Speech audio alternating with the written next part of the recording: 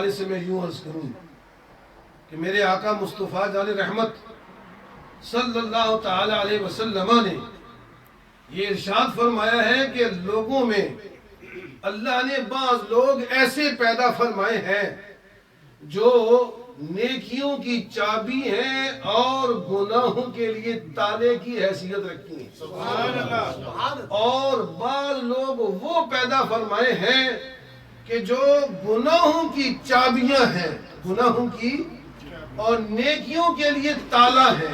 نیکیوں کے لیے کیا ہے؟ تالا ہے. تو آپ علیہ السلام نے فرمایا مبارک ہو ان لوگوں کو جنہیں اللہ نے نیکیوں کی چابی اور گناہوں کا تالا بنا دیا ہے، کہ جن کی ذات سے نیکیاں پھوٹتی ہیں، نیکیوں کے دروازے کھلتے ہیں اور گناہوں کے دروازے بند ہو جاتے ہیں. گناہوں کے دروازے بند ہو جاتے ہیں. میرے مرشد کریم کو میں کہوں گا کہ اس حدیث کا مصداق بھی بنایا ہے کہ اللہ تبارک و تعالی نے آپ کی ذات سے نیکیوں کو ایسا پھیلایا ہے کہ وہ نیکی پاکستان سے نکلتے ہوئے پورے دنیا میں پھیلی ہے، اور وہ نیکیوں کا جو ہے وہ محسوس وجود ہمیں نظر آتا ہے کہ نیکیاں، یہ جو نیکیاں ہیں، کہ سرکار کی سنت، سرکار کی یہ سنت جو ہے، یہ امام شریف والی سنت جو ہے، یعنی سرکار نے فرمایا نا کہ ایک دور ایسا آئے گا کہ میری سنتوں سے نفرت کی جائے گی، میری سنتوں سے منہ موڑا جائے گا، اور وہ شخص کہ جس نے اس حال میں کہ جب میری سنتوں کو ترک کیا جاتا ہوگا، کوئی اہمیت نہ دی جاتی ہوگی، اس دور میں اگر میری چھوٹی سی سنت پہ بھی کوئی عمل پیرا ہو جائے گا تو فَلَهُ أَجْرُ مِئَةِ شہید، فرمایا اس کے لیے 100 شہیدوں کا ثواب ہے. سبحان اللہ. 100 شہیدوں کا ثواب. آج ہماری طرف سے تو کوئی پابندی نہیں ہے، ہماری طرف سے تو کوئی زبردستی نہیں ہے. آج یہ جو خوبصورت چہروں کے اوپر داڑیاں سجی ہوئی ہیں، اور آج جو یہ سروں کے اوپر امامے سجے ہوئے ہیں، یہ میرے آقا کی سنت مبارکہ ہیں. یہ چہرے پہ داڑھی رکھانا بھی سرکار کی سنت ہے، اور امامہ شریف باندھنا بھی سرکار کی سنت دائمہ مؤکدہ اور لازمہ ہے. یہ نبی کریم علیہ السلام نے زندگی بھر اس سنت کو اپنائے رکھا ہے. اور آج کا دور، جس دور میں بڑے بڑے علماء کرام، بڑے بڑے پیران عظام، بڑے بڑے مفتیان کرام جو ان سنتوں سے محروم آپ کو نظر آئیں گے، ان کے اندر یہ درد کہاں گیا؟ وہ قرآن و سنت کے وہ عالم ہے، لیکن یہ عملی طور پہ یہ چیز ان میں نظر کیوں نہیں آتی؟ تو میرے دوستو بات یہ ہے کہ وہ دل کے اندر چوٹ نہیں لگی ہے. پڑھ تو لیا ہے، کال تو کیا ہے، لیکن حال پیدا نہیں ہوا ہے. اور یہ جو حال پیدا ہوتا ہے یہ کاملین و اکملین کی توجہ سے پیدا ہوتا ہے. جب وہ توجہ کرتے ہیں، دل کے اندر جو ہے وہ ایک انقلاب برپا ہوتا ہے. ابھی حضرت صاحب اس نو مولود سے جو ہے وہ سوال کر رہے تھے کہ آپ نے کیا محسوس کیا ہے اس محفل میں آ کر کے. وہ بھی اپنے دلی جذبات کا اظہار اس انداز کے ساتھ کر رہا تھا کہ ایسی کیفیت آج تک مجھے محسوس نہیں ہوئی ہے جو کیفیت میں آج دل کی محسوس کر رہا ہوں. تو یہ سارا کمال جو ہے وہ توجہ کا کمال ہے. یہ ساری فیضان جو ہے وہ فیضان توجہ کا فیضان ہے. اور یہ جو ہمارا سلسلہ مبارکہ ہے، یہ سلسلہ آپ کو پتہ ہے کہاں سے چلتا ہے. ہمارے سلسلے کے سردار کون ہیں؟ ہمیں حضور کی بارگاہ میں جو رسائی حاصل ہے وہ کس امام کے تھرو حاصل ہے؟ ان کا نام نامی اسم گرامی حضرت سیدنا ابو بکر صدیق. یہ سلسلہ نقشبندیہ جو ہے دراصل یہ سلسلہ صدیقیہ کہلاتا تھا ابتدا میں، اور اس کے بعد تیفوریہ کہلاتا رہا، پھر خواجگانی سلسلہ کہلاتا رہا، اور حضرت خواجہ بہاؤالدین نقشبند پہ جب پہنچا تو یہ پھر اس کے بعد نقشبندی، اور حضرت خواجہ مجددی الفسانی پر پہنچا تو یہ مجددی، اور میرے مرشد پاک تک پہنچا تو یہ اب سیفی سلسلہ۔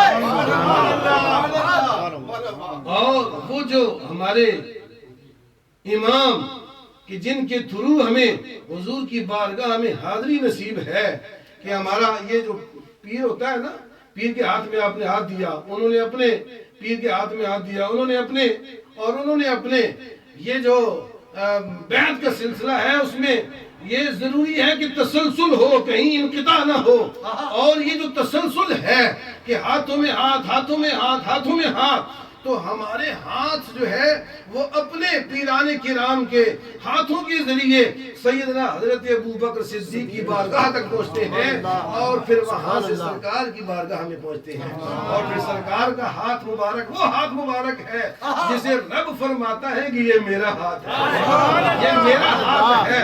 تو جس نے سرکار کے ہاتھ میں دیا ہاتھ، اس نے گویا رب کے ہاتھ میں ہاتھ دیا ہے۔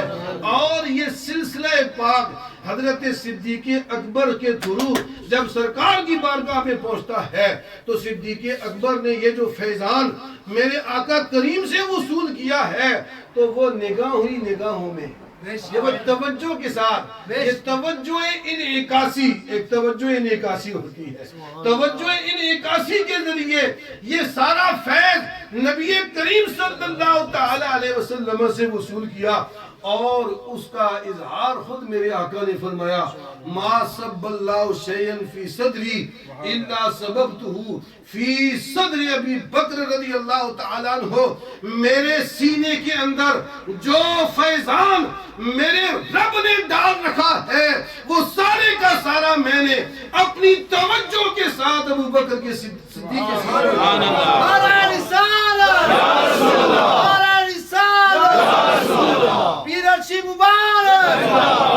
اور پھر اس توجہ انعکاسی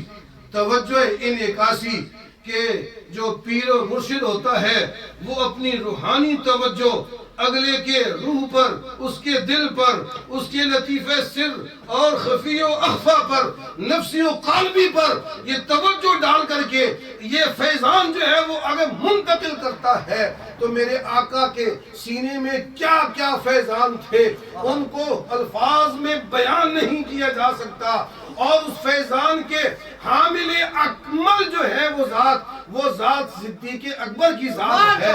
اور پھر وہ فیضان چلتے چلتے میرے مرشد کریم کے پاس جب آیا تو اس فیضان کے اندر ایسا کمال پیدا ہوا کہ وہ محفلوں میں توجہ، اور وہ محفلوں کے اندر تڑپ، اور وہ محفلوں کے اندر روحانیت جو ہم غوث پاک کی محفلوں میں علماء سے سنتے ہیں وہ آج عام خانقاہوں میں نظر نہیں آتی ہے، وہ آج عام پیران عظام کی بارگاہ میں حاضر ہونے سے وہ توجہات نہیں ملتی ہیں، وہ فیضان نظر نہیں آتا ہے جو غوث پاک کے حالات بیان کرتے ہوئے علماء کرام یہ کہتے ہیں کہ 60 ہزار کا مجمع ہوا کرتا تھا، اس مجمع میں اگر کوئی مسلمان بد کردار آتا تو اس کا دل جو ہے وہ توجہ کے ساتھ مم ہو جاتا، وہ توبہ کر کے جاتا تھا، اور جو کافر ہوتا وہ مسلمان ہو کر کے جاتا تھا، اور جو کامل ہوتا تھا تو اس کی حالت یہ ہوتی تھی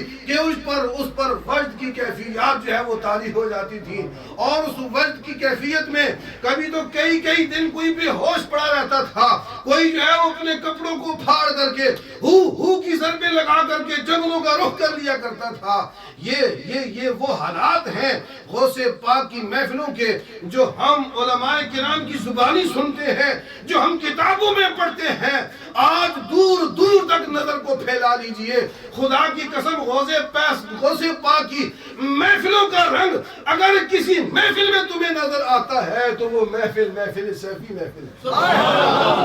وہ محفل ہے جس محفل میں حضور پیر ارچی مبارک رحمت اللہ تعالی علیہ کے سینے سے جس نے فیض حاصل کیا ہے یا ان کے سینے سے فیض حاصل کرنے والوں سے جنہوں نے فیض حاصل کیا ہے، یہ آپ کو کمال اور یہ روحانیت انہی میں آپ کو نظر آئے گی.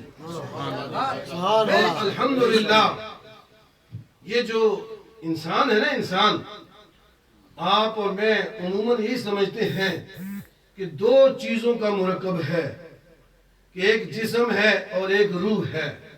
ایک جسم ہے اور ایک روح ہے. چلو یہی سمجھ لیجئے. مجدد پاک تو فرماتے ہیں کہ اس کے اندر جو ہے وہ 10 عناصر ہیں. یہ 10 عناصر سے مرکب ہے جن میں جسم بھی ہے اور جسم کے اندر جو ہے وہ نفس اور قالب. یہ سارا قالب، یہ قالب اور نفس، یہ دو چیزیں. اور اس کے علاوہ مٹی ہے، وہ آگ ہے، پانی ہے، ہوا، یہ عنصر بھی موجود ہے. اور اسی طرح عالم امر جو ہے، جو عرش سے ماورا ہے، اس کے نور بھی اس سینے کے اندر حضرت انسان کے اندر رکھے گئے ہیں، جن میں سے ایک قلب ہے، روح ہے، سر ہے، خفی ہے، اخفا ہے. یہ 5 جو لطائف ہیں ان کا تعلق عالم امر سے. عالم امر وہ امر عالم ہے کہ جو لفظ کل سے رب نے پیدا فرمایا ہے. وہ مٹیریل کا عالم نہیں ہے، وہ نورانی ورلڈ ہے جو عالم جبروت، ملکوت، آہوت، لاہوت اور باہوت، یہ وہاں کے نور ہیں. چونکہ حضرت انسان کو اللہ تبارک و تعالی نے اپنا خلیفہ مطلق بنایا ہے. اذ قال ربک للملائکۃ انی جاعل